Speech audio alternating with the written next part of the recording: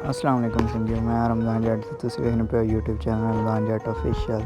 तो उम्मीद करना तुस सारे खैर खैरियत नाल होसो, मज़े च होसो ते तुहाडी सेहत तबीयत ठीक होन। बाकी जी अज छालियां मैं घरें सामने ही बैठ कर वेड़े च भेज रहना हूँ ते क्योंकि पिछले जिस दिन आंधी आई बहुत तेज़ उस दिन एडा ही वड्डा फला आया तो इसने एक टिक त्रुट गया है।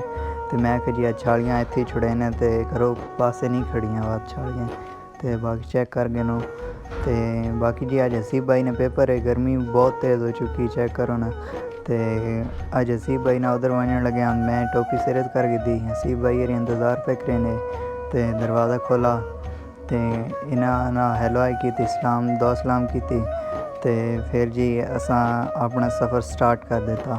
तो बाकी जी मैंने चैनल सब्सक्राइब करो तो बेल आइकन दबाना ना भूलो। तो असी जी निकल पे हैं। बाकी जी थोड़ा जिहा करे तो अगे निकले तो यह चेक करो जी सीन चेक करो, बड़े मज़ेदार सीन हैं। तो तुसी भरा माशाल्लाह छोड़ो तो ये जगह जिस जगह तो हम इस पे गुजरने इस असी डखाल आखने ठीक है। पानी में खड़ा हुआ कुछ जी ने तो नमल ने सारा पानी इतों गुजर के जलवाल डैम में बहना। तो बाकी जी एक लाइक कर छोड़ो तो कमेंट तो ज़रूर किते करो। तुसी लाइक भी ना करें तो कमेंट भी ना करें। तो बाकी जी ऐसी अपने ग्राम पहुँच गए हैं तो इतने मजदूर लगे पे इस गर्मी ने तो बाकी जी चेक करो ग्रां अड्डे ते इतने बंदे कोई नहीं क्योंकि गर्मी तेज़ है। तो बाकी सारे घरों घर हूँ शामी जिस टाइम वापस असा तो ये जी गवर्नमेंट बॉयज़ हाई स्कूल है जलवाल ने। तो इत्थे पहुँचे तो रफाकत भाई रे असा मिल गए तो इनाम वीडियो आ गया। तो बाकी यह जगह जी पे वेखनो सामने में माड़ी गिरां तो इस साइड दी में जलवाल गिरां।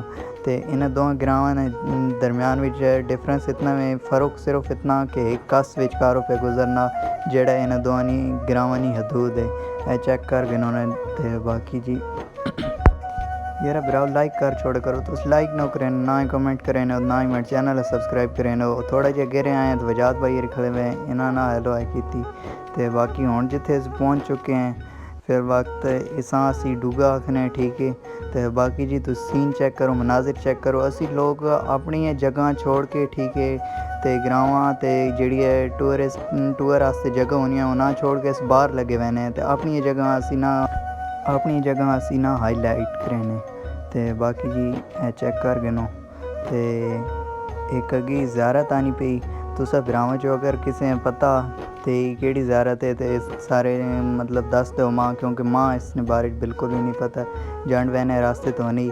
तो माँ नहीं पता तो कमेंट करके दसना ज़रूर है जिस भरा हुआ पता वीडियो में पे देखने हो।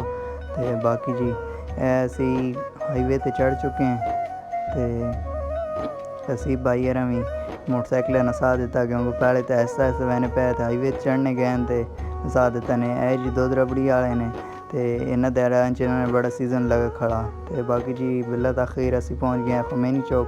पिछली वीडियोज़ भी तुस तक उसी रौनक लगी पई जी अड्डे शहर। तो फिर जी मैं हसीब भाई छोड़ने वास्ते इन्होंने कॉलेज पहुँच गया जिथे इन्होंने पेपर होना है तो इन्हें इतने उतारा।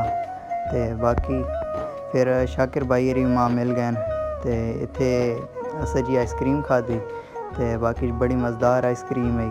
तो शाकिर भाई थैंक्स और हसीब भाई वापस आ गए जी पेपर दे के। तो इन्होंने वीडियो अस चाह की थी तो क्यों तुसा पता याद को याद होनी। तो हसीब भाई शाकिर भाई मिले तो फिर जी अगे असी आ गए हैं एक ही डिस्पेंसरी इतों असें कुछ दवाइयाँ गिननी है तो उन दवाइयाँ की दियाँ तो फिर अस निकल पे अगे बाज़ार क्योंकि उतो कुछ फ्रूट वगैरह गिनना है तो और चीज़ें ही हैं दो त्रै। तो बाकी चेक करो शामी टाइम तो बड़ी रौनक लगी खड़ी जी अड्डे शहर जी संगियो कुछ दवाइयाँ हैं जड़ियाँ पिछले स्टोर तो नहीं मिली हैं तो उन इस मेडिकल स्टोर ते आग पूछा तो इतों भी नहीं मिली हैं। तो इन अगे ने एक जगह ने पता दे दिता।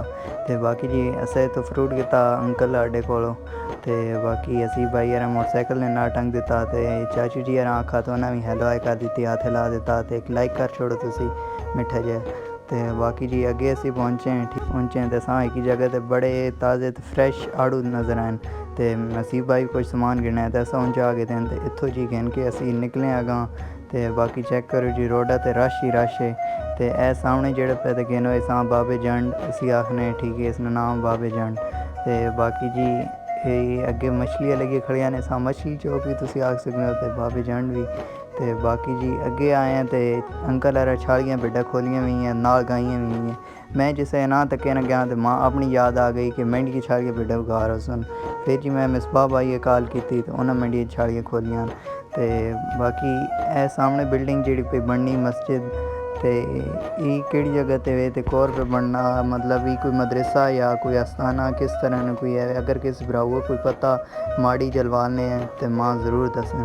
तो फिर जी असी अपने ग्रां गए इतों कुछ नलकियाँ गिरनी है और नलकियाँ गिदियां नसीब भाई यार। तो बाकी जी फिर असी पहुँचे हैं बिला ताखीर अपने जलवाल अड्डे ते। इत्थे जी लोग महफिल पे मारने तो लगे खले रौनक लगी पी हैं अड्डे ग्रां जी। फिर मैं घर पहुँचा तो सीधा मैं अपने घर ना आया मैं चाची उठ घर चला गया। उतो जी मैं कोल्ड ड्रिंक पीती क्योंकि मैं उन्होंने फ्रूट आंदा उन्होंने घर दिता तो उतो मैं कोल्ड ड्रिंक मिली। तो तुसी पीने तो आओ नहीं तो मैं पीने पैने। तो बाकी जी उम्मीद करा ना तुसा मेरा आज ने व्लॉग बड़ा पसंद आया उसी। अगर पसंद आवे तो मेरे चैनल सब्सक्राइब करो बेल आइकन दबाना ना भूलो। इंशाल्लाह फिर मिलता एक नवे व्लॉग। अल्लाह हाफिज़।